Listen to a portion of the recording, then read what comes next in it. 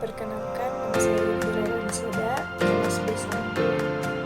Saya mahasiswa keperawatan dari Universitas Pembangunan Indonesia Manado. Dalam video ini saya akan menjelaskan tentang simulasi pertolongan pertama pada kegawatan dengan intoxikasi pada makanan, obat, dan binatang berbisa.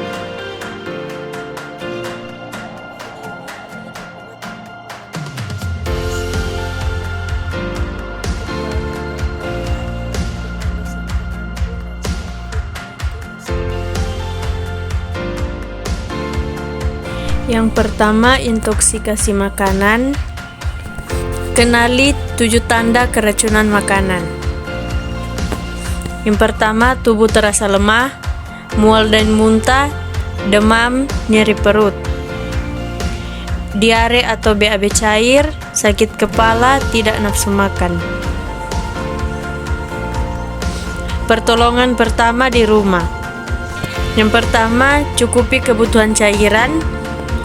Perbanyak minum air mineral, selain itu minuman elektrolit dan makanan berkuah seperti sup baik untuk dikonsumsi. Yang kedua, tangani mual dan muntah. Konsumsi makanan yang mudah dicerna seperti bubur, madu, kentang atau pisang. Hindari makanan yang berminyak, pedas, dan asam karena dapat memperburuk gejala. Yang ketiga, hindari penggunaan obat tanpa resep dokter. Penggunaan obat yang tidak tepat malah akan memperburuk gejala. Untuk menentukan obat yang tepat, konsultasikan kepada dokter terdekat Anda. Yang keempat, istirahat cukup. Istirahat cukup dapat meningkatkan daya tahan tubuh yang diperlukan untuk melawan bakteri dan virus akibat keracunan makanan. Segera bawa ke fasilitas kesehatan terdekat apabila gejala memperburuk atau tidak ada perbaikan dalam 24 jam. Cegah keracunan makanan. Jaga kebersihan makanan dan cuci tangan sebelum makan.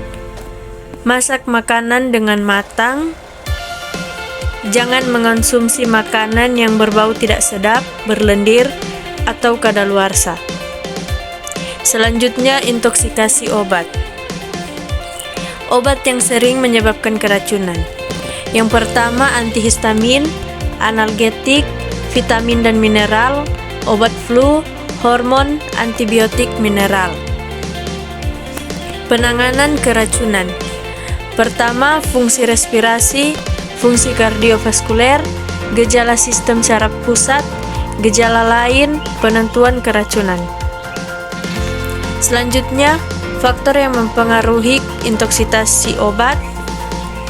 Yang pertama, konsumsi obat, dosis obat, rute pemberian obat, metabolisme toksik, kondisi kesehatan, usia kematangan, kondisi nutrisi, genetik, kelamin, dan lingkungan. Cara penanganan. Pencucian atau lavage, emesis, adsorben, katartik, demulsion, dekontaminasi topikal, meningkatkan eliminasi zat toksik, dan antidotum. Selanjutnya, intoksitas binatang berbisa. Definisi, di mana ular memiliki racun dan bisa racun ular adalah racun hewani yang terdapat pada ular berbisa. Racun binatang adalah merupakan campuran dari berbagai macam zat yang berada yang dapat menimbulkan beberapa reaksi toksin yang berbeda pada manusia. Bisa adalah suatu zat atau substansi yang berfungsi untuk melumpuhkan mangsa dan sekaligus juga berperan pada sistem pertahanan diri. Bisa tersebut merupakan ludah yang termodifikasi yang dihasilkan oleh kelenjar khusus yang disebut kelenjar ludah parotoid yang terletak di bagian bawah sisi kepala belakang mata ular. Selanjutnya, etiologi. Terdapat 3 famili ular yang berbisa, yaitu Elapidae, Hydropidae, dan Viperidae.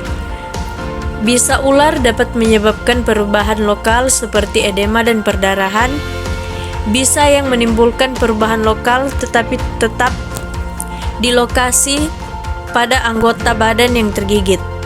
Sedangkan beberapa bisa Elapidae tidak terdapat lagi di lokasi gigitan dalam waktu 8 jam. Berdasarkan jenis bisanya, ular dapat dikategorikan menjadi 4. Yang pertama, neurotoksin atau bisa yang menyerang saraf. Yang kedua, hemotoksin atau bisa yang menyerang darah. Yang ketiga, kardiotoksin atau bisa yang menyerang jantung. Yang keempat, sitotoksin atau bisa yang menyerang sel. Tanda dan gejala.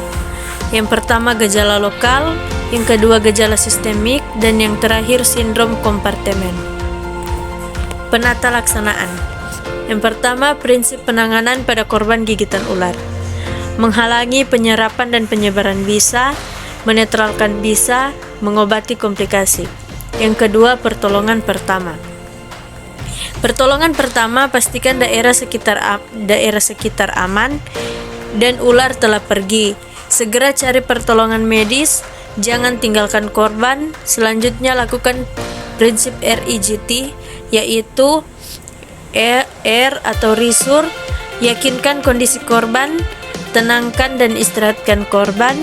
Kepanikan akan menaikkan tekanan darah dan nadi sehingga racun akan lebih cepat menyebar ke seluruh tubuh. I atau immobilization, jangan menggerakkan korban. Perintahkan korban untuk tidak berjalan atau lari.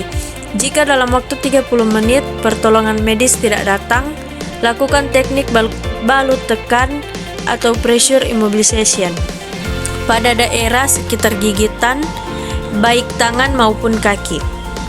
Get, bawa korban ke rumah sakit segera seaman mungkin.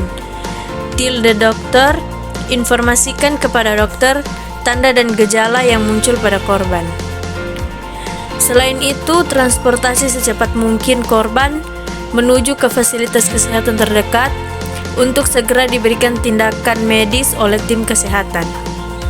Tidak disarankan usaha pertolongan pertama yang dilakukan oleh seorang penolong dengan membuat insisi pada daerah gigitan ular, menghisap bisa dari gigitan ular, menggunakan herbal tertentu. Tidak disarankan karena berpotensi untuk membahayakan korban maupun penolong. Penata laksanaan medis. Apabila ular yang menggigit tidak berbisa, maka dokter akan memberikan terapi antibiotik dan pencegahan tetanus sesuai dengan indikasi. Sedangkan pada kasus yang lebih berat, dapat diberikan antivenom untuk mengurangi gejala nyeri pasien. Dapat diberikan anti nyeri seperti paracetamol. Di Indonesia, antivenom yang tersedia adalah serum anti bisa ular atau sabu polivalen yang mengandung bisa dari 3 jenis ular dengan sediaan ampul 5 mili. Indonesia Manado, kampus asri dan elegan yang berdiri sejak tanggal 20 Januari tahun 2009, saat ini memiliki 2 program studi. Program studi ilmu keperawatan dengan gelar sarjana keperawatan dan program studi profesi nurse dengan gelar nurse. Menjadi nurse profesional adalah impian dan harapan banyak orang. Dengan visi menjadi program studi nurse yang menghasilkan nurse yang unggul, kompeten,